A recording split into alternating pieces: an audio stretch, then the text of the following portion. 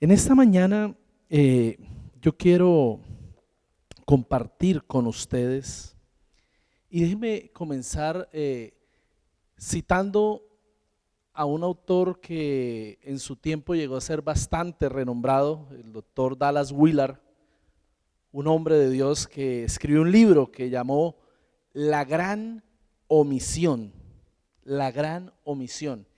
Y la tesis básica de Dallas Willard, o la forma en que presentaba en su libro, es: el último mandamiento que Jesús dio a la iglesia antes de ascender al cielo fue la gran comisión, el llamado a los cristianos a hacer discípulos a todas las naciones. Pero los cristianos han respondido haciendo cristianos, no discípulos. Muchos hoy día hablan de si debemos hablar de la gran comisión o de la gran omisión, porque la verdad es que en buena parte de nuestro mundo este mandamiento está siendo ignorado o mal entendido. Y por eso yo hoy quiero hablarles justamente acerca de la misión de Dios, la misión de Dios. Y el libro de los Hechos, donde nos vamos a parar en esta mañana, comienza con una referencia a un primer libro. Seguramente es el Evangelio de Lucas.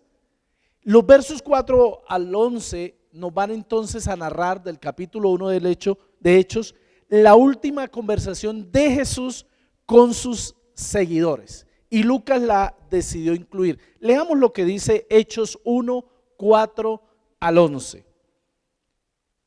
Hechos 1, 4 al 11, leo en la Nueva Versión Internacional y voy a leer primeramente solo hasta el 8. Una vez, mientras comía con ellos, les ordenó: no se alejen de Jerusalén, sino esperen la promesa del Padre de la cual les he hablado. Juan bautizó con agua, pero dentro de pocos días ustedes serán bautizados con el Espíritu Santo. Entonces los que estaban reunidos con él le preguntaron: Señor, ¿es ahora cuando vas a restablecer el reino a Israel? ¿No les toca a ustedes conocer la hora ni el momento determinados por la autoridad misma del Padre? Les contestó Jesús. Pero cuando venga el Espíritu Santo sobre ustedes, recibirán poder y serán mis testigos, tanto en Jerusalén como en toda Judea y Samaria y hasta los confines de la tierra. En esta última conversación que nos registra Lucas, inspirado por Dios, que tuvo Jesús con los discípulos, podríamos sacar cantidad de lecciones, pero yo quiero resaltar tres asuntos importantes que van a aparecer en esta conversación. El primero de ellos lo quiero mencionar como la iglesia en la misión de Dios. La iglesia en la misión de Dios. Y la pregunta es: ¿cuál es el propósito de la iglesia mientras Cristo regresa? ¿Se trata solamente de reunirnos cada domingo? ¿Se trata de estar en una actitud de resistencia ante los embates del mundo en el que vivimos, de volvernos un gueto resistiendo y siendo solamente contracultura? En este pasaje que acabamos de leer, Jesucristo nuestro Señor dijo: y me serán testigos. La invitación de Jesús a su iglesia fue a participar con él en su misión, siendo testigos mientras él vuelve. El término testigos tiene un significado doble. Primero, se refiere a la persona que ha observado un hecho o acontecimiento. A ese se le llama testigo. Él vio, él experimentó este acontecimiento. Y en segundo lugar, se refiere no solamente a alguien que vio, pero a alguien que presenta un testimonio por medio del cual defiende y promueve una causa. Es decir, yo no soy solo testigo porque veo, sino porque doy testimonio de lo que vi y defiendo esa causa. Pero ser testigo de Cristo es algo que va más allá del hablar. Debemos ser testigos no solamente con nuestras palabras, sino que debemos ser testigos con toda nuestra vida. Debemos ser testigos con la forma en que conducimos nuestras familias. Debemos ser testigos con nuestra forma de estudiar, de trabajar. Debemos ser testigos por medio del amor que nos profesamos entre nosotros. Debemos ser testigos con nuestro manejo distinto de las finanzas. La invitación del Señor no es a dar un testimonio meramente de palabras, sino que nuestro testimonio debe ser siempre con nuestras acciones y nuestras obras. Dicho de otra manera, estamos llamados no solo a anunciar el evangelio, pero a demostrar el evangelio. Estamos llamados a proclamar el evangelio con palabras y obras de amor. Permítanme ilustrar este punto de la iglesia en la misión de Dios por medio de un invitado que tengo aquí en un video.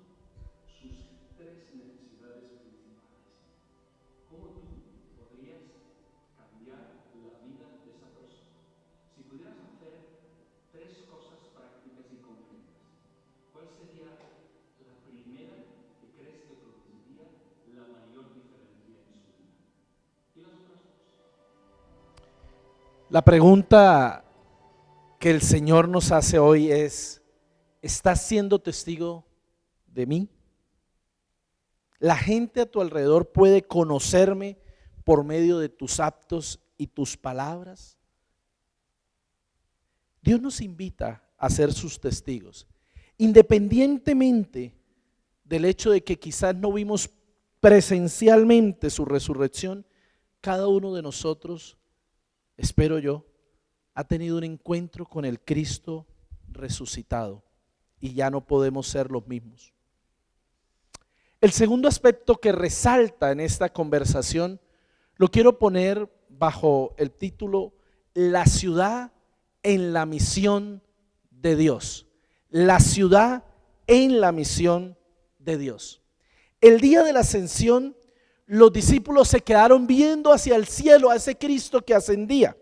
Dice el verso 9, habiendo dicho esto, mientras ellos lo miraban, fue llevado a las alturas hasta que una nube lo ocultó de su vista. Ellos se quedaron mirando fijamente al cielo mientras él se alejaba. De repente se le acercaron dos hombres vestidos de blanco que les dijeron: Galileos, ¿qué hacen mirando al cielo? Este mismo Jesús que ha sido llevado de entre ustedes al cielo vendrá otra vez de la misma manera que lo han visto irse. Creo que la pregunta de estos dos hombres vestidos de blanco, ¿qué hacen mirando al cielo?, sigue siendo una pregunta relevante para nuestros días, cuando un buen sector de la iglesia parece que está mirando al cielo y otros están mirándose a sí mismos, y creo que no es donde debemos mirar.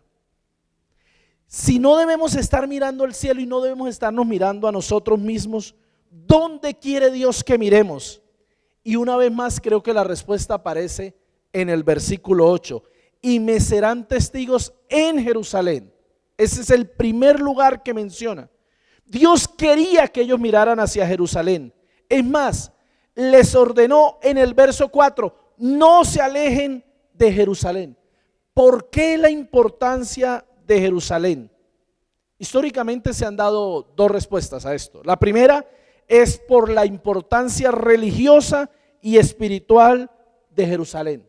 Y ciertamente Jerusalén tenía esa importancia, pero muchos grandes acontecimientos bíblicos no ocurrieron en Jerusalén. La ley no se dio en Jerusalén. Jesús no nació en Jerusalén. Así que históricamente Dios ha decidido usar cualquier otro sitio también para manifestar sus grandes propósitos. La otra respuesta que se ha dado al por qué en Jerusalén de parte de algunos es que esto significa ir a los que tenemos más cerca. Y aunque no creo que la respuesta es equivocada, debemos recordar que la mayoría de estos a quienes se les dice que se queden en Jerusalén eran galileos.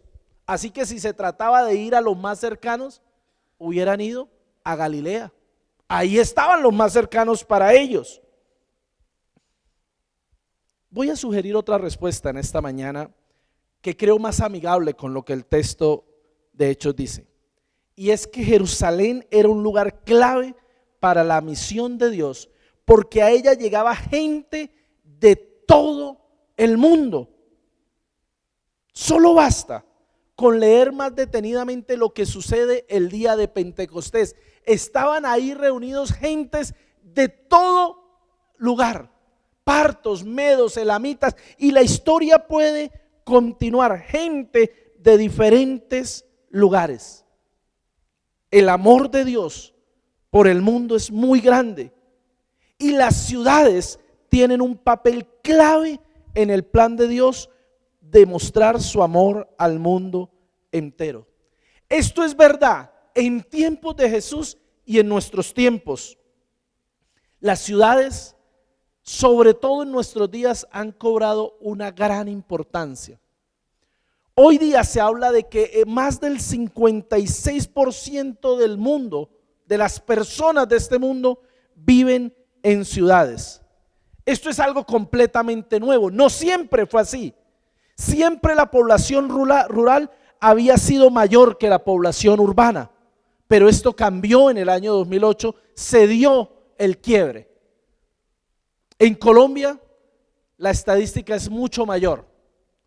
80% de los colombianos, aproximadamente el 80%, vive en ciudades. En Latinoamérica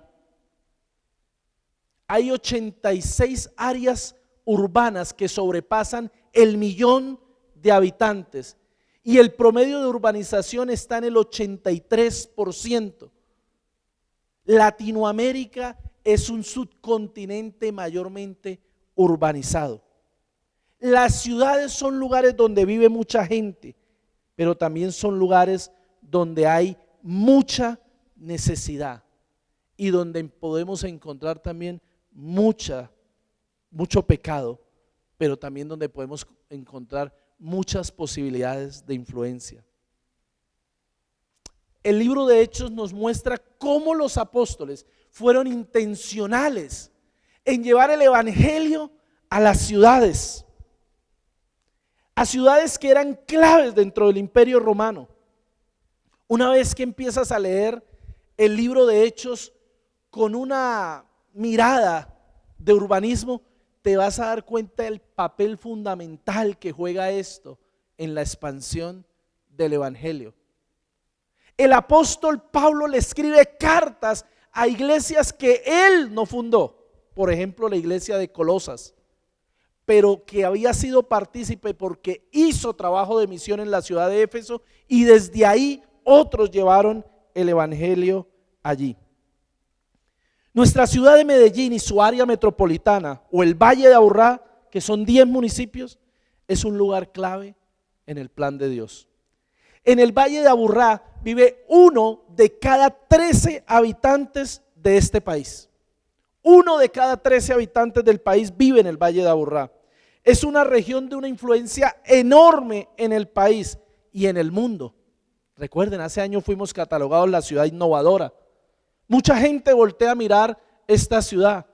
¿Cómo no va a ser posible si aquí está Karol G, Maluma, J Balvin y el Seminario Bíblico de Colombia? El año pasado, 2024, esta ciudad fue visitada aproximadamente por 1.200.000 turistas.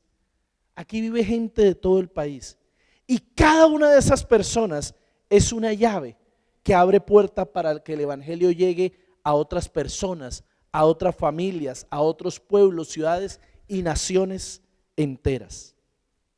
La ciudad es fundamental dentro de la misión de Dios y necesitamos mirar la ciudad.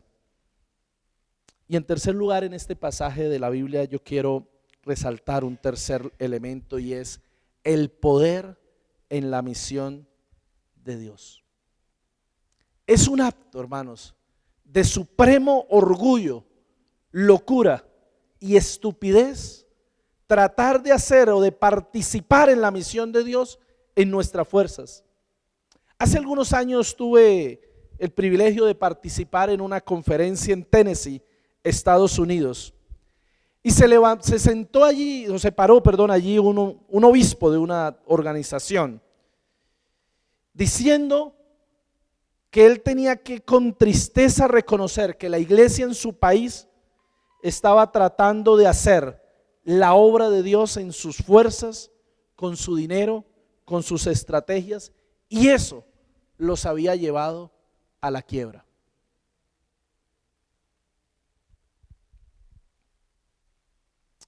Es interesante que muchas veces en nuestras latitudes estamos pendientes de lo que no tenemos para tener razones para fracasar. No es que nosotros no podemos porque el presupuesto de la iglesia no alcanza para salir y hacer algo más.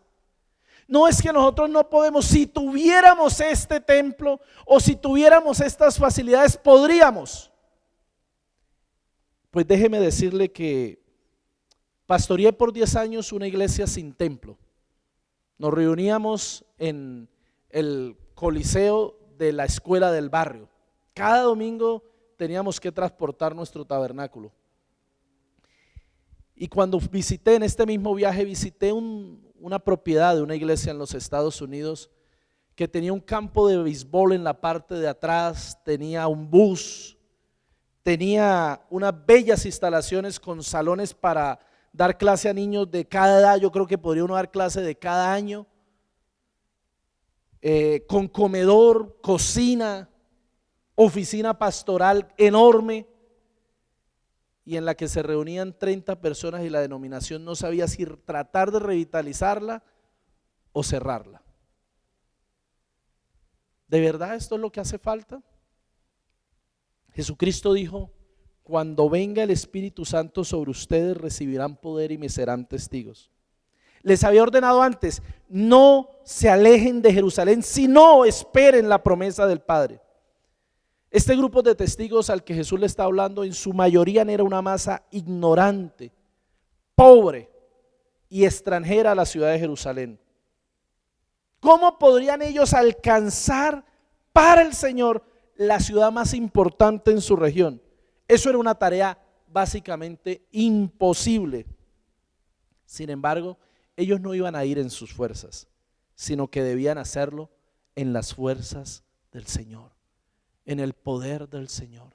Y creo que ellos lo aprendieron y lo entendieron rápidamente, porque cuando van a la oración, el día que van entrando por la puerta de la Hermosa, cuando voltean a mirar al mendigo, no dicen vamos a ayudarte, sino no tengo oro ni plata, sino lo que tengo te doy. En el nombre de Jesucristo de Nazaret, levántate y anda.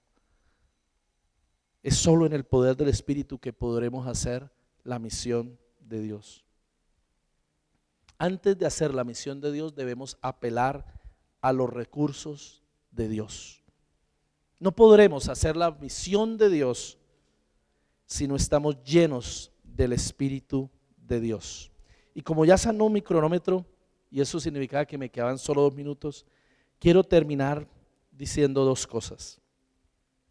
La misión de Dios es mostrar su amor a la ciudad por medio de su iglesia empoderada con su Espíritu Santo. Eso es lo que Dios nos está invitando a hacer. Y el libro de Jonás termina con esto. El Señor le dijo: tú te compadeces de una planta que sin ningún esfuerzo de tu parte creció en una noche y en la otra pereció. Y de Nínive, una gran ciudad donde hay más de 120,000 personas que no distinguen su derecha de su izquierda y tanto ganado, ¿no habría yo de compadecerme? El Señor nos invita a mirar la ciudad de otra manera. El Señor nos invita a ser iglesia, no solo para esta ciudad, sino para cantidad de lugares donde su evangelio es necesitado. Y nos invita a hacerlo no con espadas ni con ejércitos, sino con su Santo Espíritu. Que el Señor les bendiga.